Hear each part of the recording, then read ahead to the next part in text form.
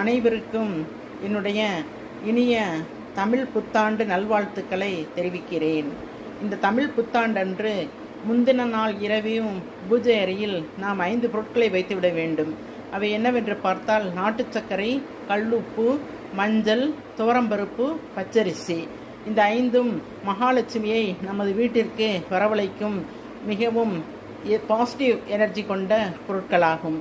அடுத்து கனிகளுள் மா, பலா, முக்கணி என்று சொல்லப்படும் மா, வாழை, பலா ஆகிய பழங்களையும் பூஜையில் வைக்க வேண்டும். பூஜையில் ஒரு கண்ணாடியையும் வைத்துவிட வேண்டும்.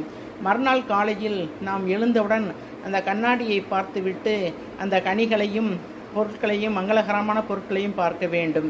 இவ்வாறு பார்ப்பதற்கே கனி காணுதல் என்று பெரியவர்கள் சொல்கின்றார்கள். இந்த மாதிரி நாம் பூஜையில் வைத்து சித்திரை திருநாளுக்கு